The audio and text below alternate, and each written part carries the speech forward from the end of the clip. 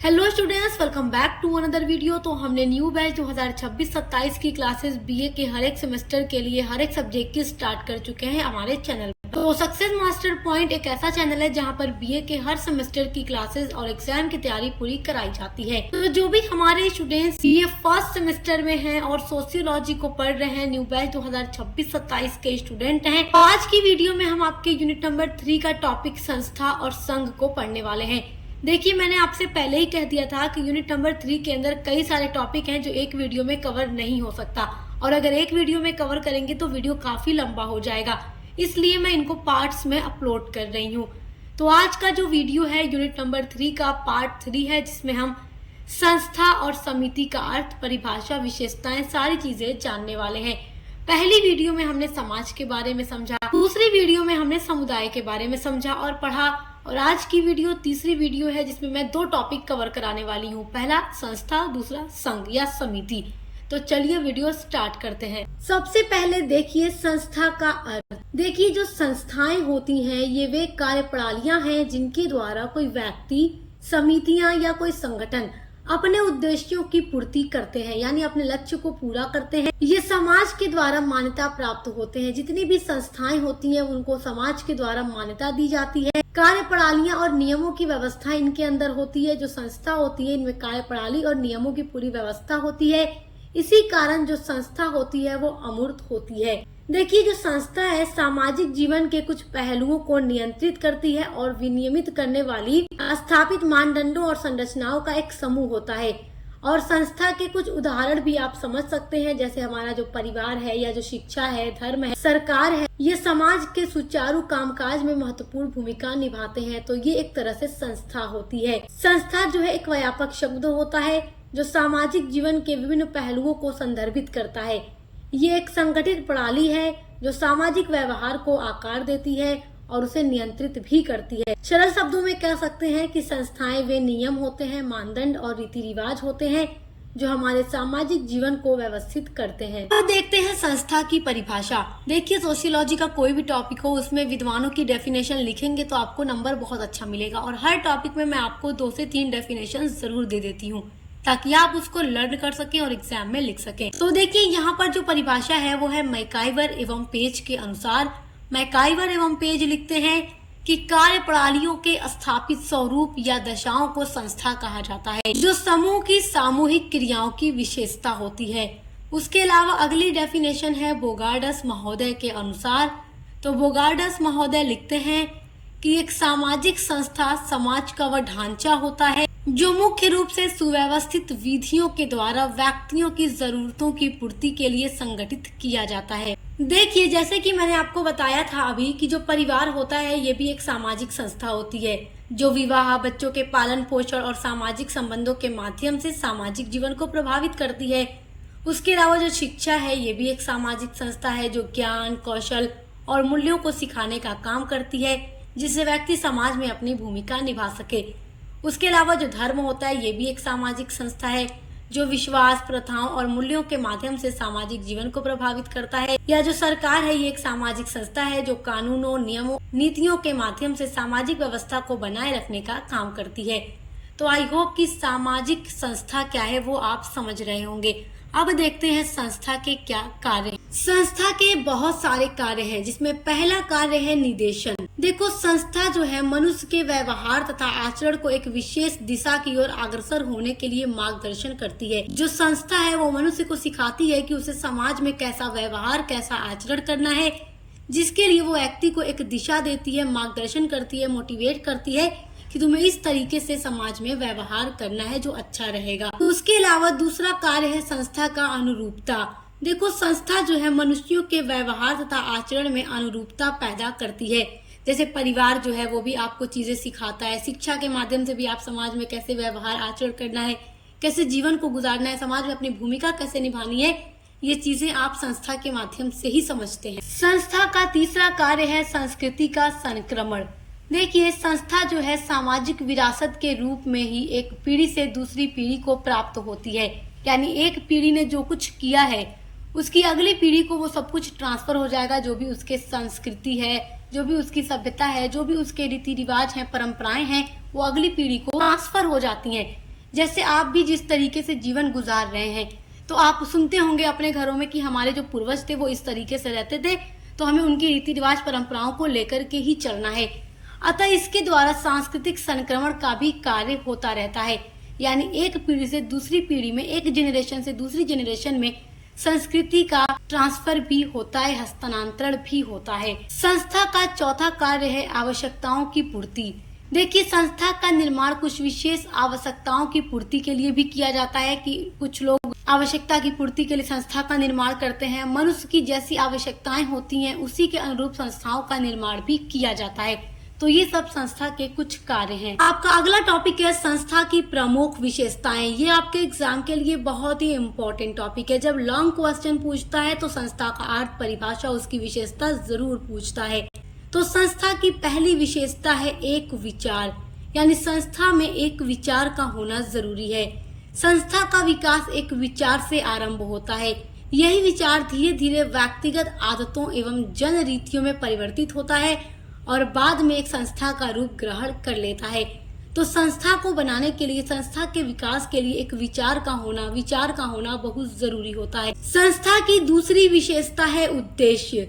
देखिए, किसी संस्था की उत्पत्ति ऐसे ही नहीं हो जाती। कोई भी संस्था जब बनाई जाती है तो वो ऐसे ही नहीं बन जाती। उसके निर्माण के पीछे, उसको बनाने के पीछे कोई न कोई उद्देश्य, कोई न कोई पर्पस जरूर होता है। हाँ, ये हो सकता है कि अलग अलग समाज के अंदर अलग अलग उद्देश्य से संस्था को बनाया जाए। ऐसा नहीं है कि अगर किसी समाज में जो उद्देश्य लेकर संस्था का निर्माण किया गया तो दूसरे समाज में भी संस्था को बनाने का उद्देश्य भी वही हो।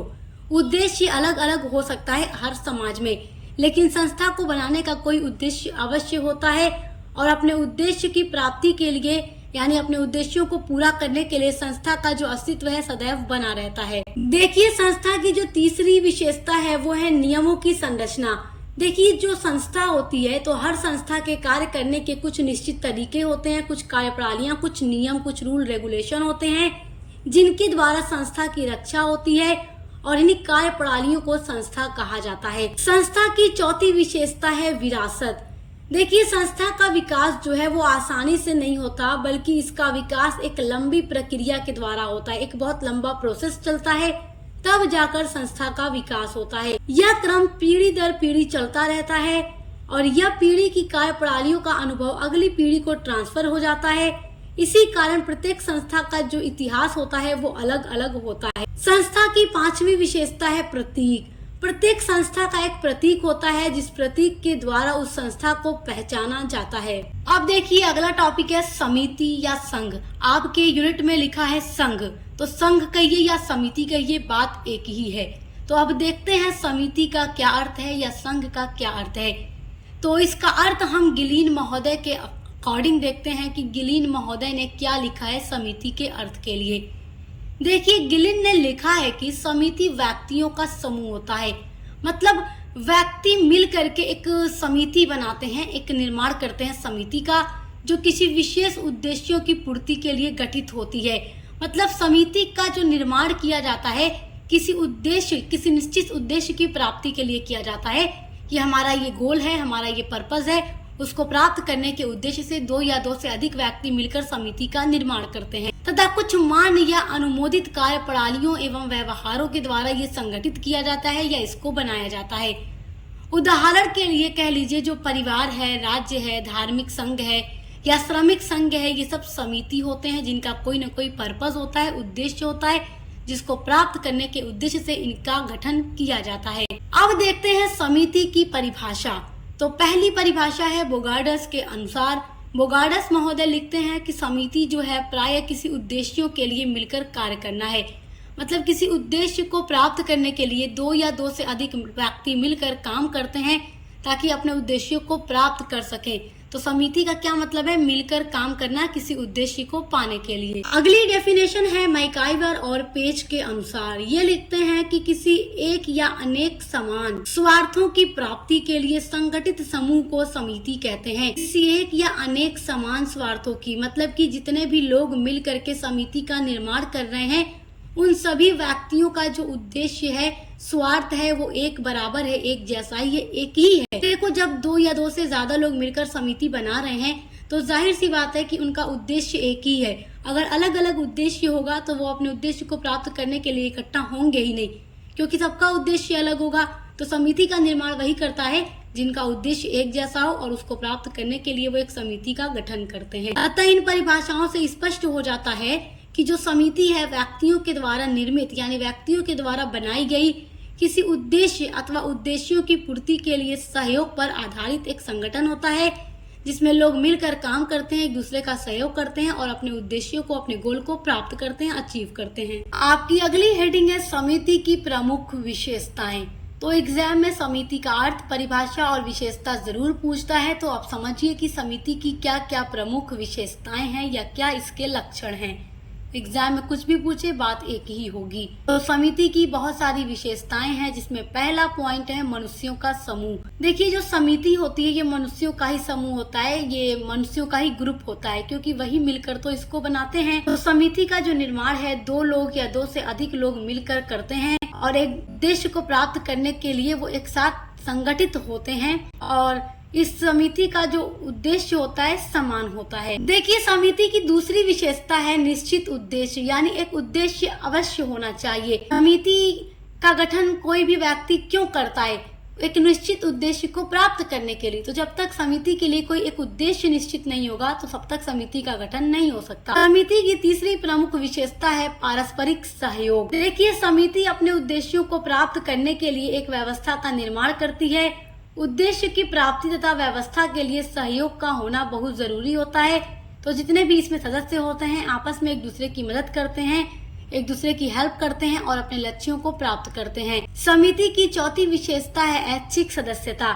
देखिए ऐच्छिक सदस्यता का मतलब होता है कि किसी भी व्यक्ति पर जोर दबाव नहीं होता कि वो समिति का सदस्य बने ही बने। अगर वो समिति का सदस्यता चाहता है तो सदस्य बन सकता है और जब अगर चाहे वो समिति की सदस्यता को छोड़ना चाहता है तो वो वहां से निकल भी सकता है।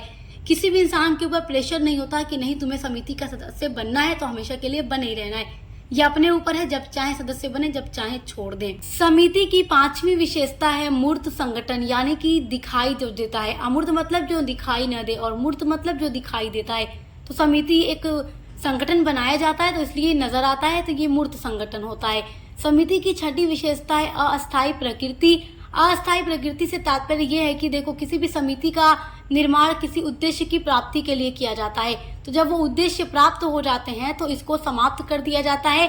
तो उद्देश्य प्राप्त के बाद समिति को खत्म कर दिया जाता है, इसलिए जो इसकी प्रकृति होती है वो अस्थायी होती है, अस्थायी नहीं होती, अस्थायी होती है, मतलब खत्म हो जाती है। तो ये 6 प्रमुख विशेषताएं हैं समिति की। आई होप कि आप इनको समझ गए होंगे। तो आज की वीडियो में हमने संस्था और समिति का अर्थ, परिभाषा, विशेषता बहुत अच्छे से समझ लिया है, जो आपके एग्जाम के लिए बहुत ही इम्पोर्टेंट टॉपिक है। अब इस यूनिट का जो आपका अगला टॉपिक है वो सामाजिक समूह है, तो हम इसको अगली वीडियो में पढ़ेंगे। अब मिलते हैं अगली वीडियो के साथ।